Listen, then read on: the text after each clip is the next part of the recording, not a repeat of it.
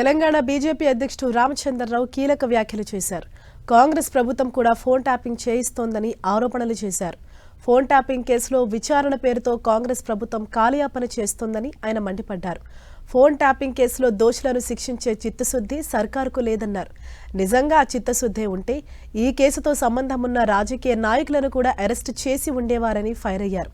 BRS ప్రభుత్వంలో రాజ్యాంగాన్ని ఉల్లంఘించి ఫోన్లు ట్యాపింగ్ చేయించుకున్న నాయకులు విచ్చలవిడిగా తిరుగుతున్నారని ఆరోపించారు. ప్రస్తుతం అధికారంలో ఉన్న కాంగ్రెస్ ప్రభుత్వం కూడా ప్రతిపక్ష నాయకుల ఫోన్లు ట్యాపింగ్ చేయిస్తోందని అనుమానం ఉందని రామచంద్రరావు ఆరోపణలు చేస్తున్నారు. వసంత పంచమి పర్వదినాన్ని పురస్కరించుకొని ఉస్మానియా యూనివర్సిటీ పరిధిలోని సరస్వతీదేవి మందిరాన్ని రామచంద్రరావు దర్శించుకున్నారు.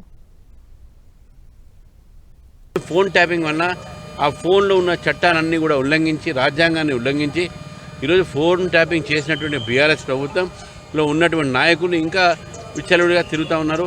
వాళ్ళు ఇంకా అదే ఒక ధోరణి ఉన్నారు. కాంగ్రెస్ పార్టీ కూడా అదే ధోరణి ఈరోజు చేస్తున్నారు.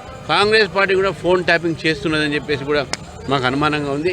డెఫినెట్గా వారు ఫోన్ ట్యాపింగ్ బీఆర్ఎస్ నుంచి చాలా విషయాలు నేర్చుకున్నారు. అవినీతి నేర్చుకున్నారు, కాలవ్యాపం నేర్చుకున్నారు, వాగ్దానాలు మర్చిపోయి నేర్చుకున్నారు. ఫోన్ ట్యాపింగ్ కూడా ఈ ప్రభుత్వం నేర్చుకుంది, కాంగ్రెస్ పార్టీ నేర్చుకుందని చెప్పి నేను భావిస్తూ ఉన్నాను.